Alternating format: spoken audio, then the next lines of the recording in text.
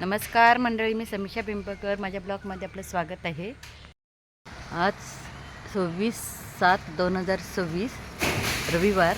तर आजच्या दिवशी हे 2 नारळाची झाडं कट करून घेते. हे आमच्या पत्र्याच्या शेडवर घराच्या इथे पडतात, त्यामुळे तर ही दोन्ही झाडं कट करून घेणार आहेत आणि हा एक झाड कट करणार आहे. तर आता सकाळचे 7 वाजलेत. झाड कट करायला सुरुवात झाली. हे आमच्या गावचेच आलेत कट करण्यासाठी. झाडवरचा कट करायच्या आधी त्याला जाड दोरीने बांधून घेत आहेत, जेणेकरून तो खाली पडला नाही पाहिजे, व्यवस्थित खाली सोडण्यासाठी. आता हे बघा, अशा प्रकारे कोयतीने आधी कट करून घेणार. नारळाच्या झाडाच्या शेंड्याला जी रशी बांधली आहे त्याचा दुसरा टोक इकडे दुसऱ्या नारळाच्या झाडाला बांधला आहे, जेणेकरून त्याला आधार राहील यासाठी बांधले. केवढी मेहनत आहे यांची.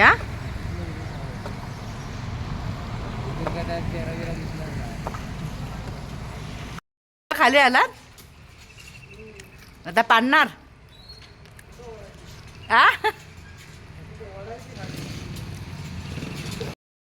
50 फूट पैसे जास्त आहे.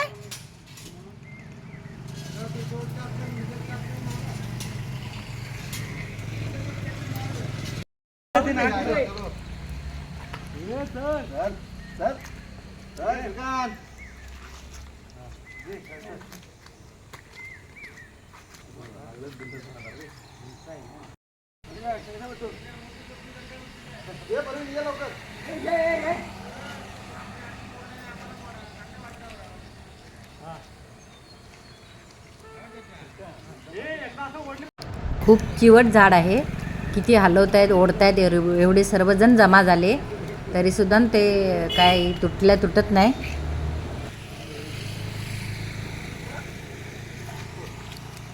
मोठा पडला म्हणून दणका पडत नाही. एवढी मेहनत घेत आहेत तरी ते झाड काही तुटत नाही. झाड खूप उंच असल्यामुळे ते तुटत नाहीत. खूप प्रयत्न करतायत. आता बघूया काय होते. जोर लगा के हैया.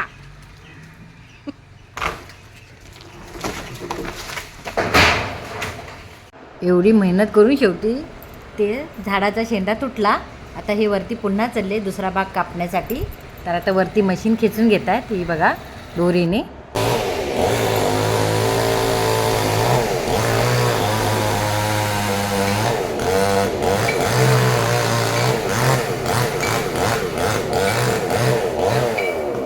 एवढी मेहनत आहे. आधांतरी झाडावर उभा राहून एक एक भाग त्या मशीननी कट करायचा. ज्याला जमतं त्यालाच जमतं, प्रत्येकाला काही जमणार नाही. भाग कट करून झाला की मशीन बंद करून ठेवतात आणि पुन्हा ती मशीन लटकत ठेवून वरचा जो भाग कट केलेला आहे तो खाली फेकून देणार. आता बघा कसा करतायत ते.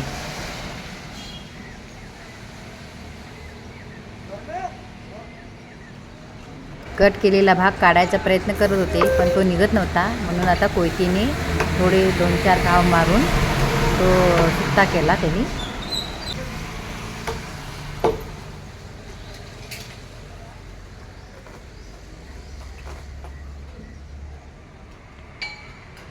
बापरे, कसं हे केले.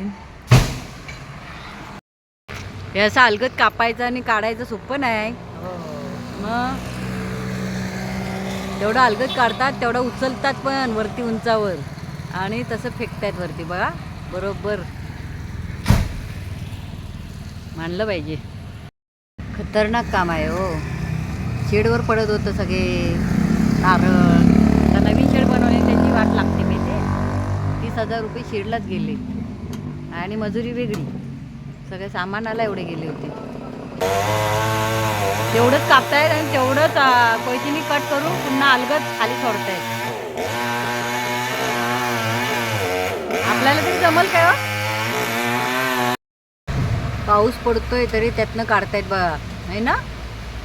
लोक पावसातून झाडावर चढायला पण नाही मागत. हा असा एकच आहे की जो पावसातून पण झाडांवर चढतो. मानलं पाहिजे. काय पाऊस केवढा पडतोय त्याच्यातनं कट करतायत ना. आणि खाली पाडली नसते, पण आता शेड असल्यामुळे ते करतायत. अलगद सोडतात खालती. आपल्याला असं खाली उभं राहून उचलायला जमत नाही. तो वरती चढून अलगद उचलतोय आणि तेवढाच अलगद फेकतोय.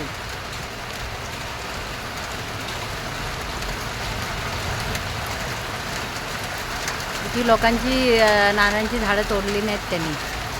हे बघ केवढा जड आहे. हलतोय माझ्या पत्र्यावर. नाही नशीब. जड भरपूर आहेत ना. मग एवढं जड उचलायला लागतंय केवढं बापरे.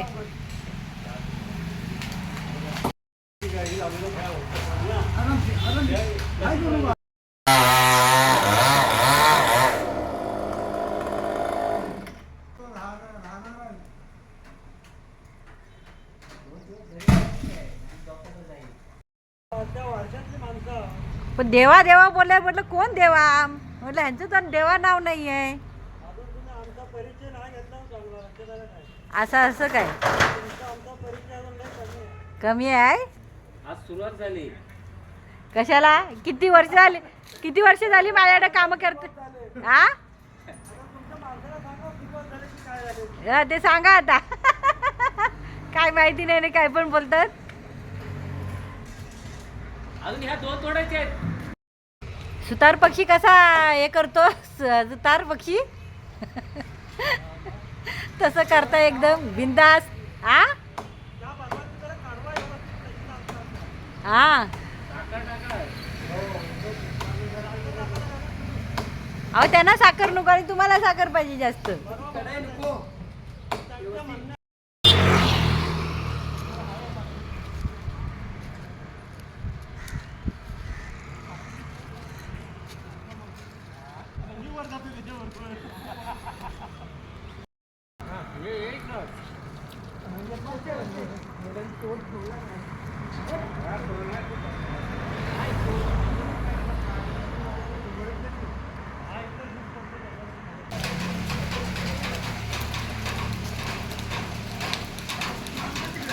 असं जाऊ द्या पाटील.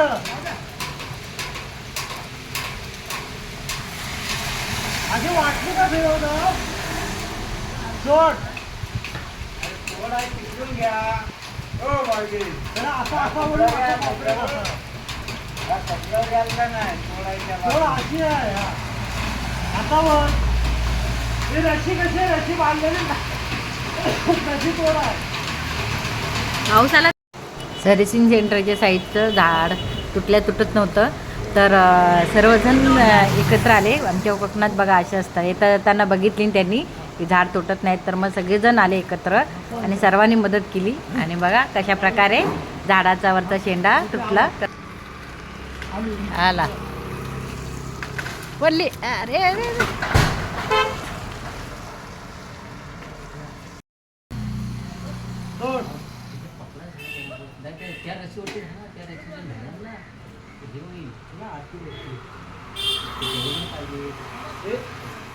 हळूहळू हळूहळू. थांब जरा राजा.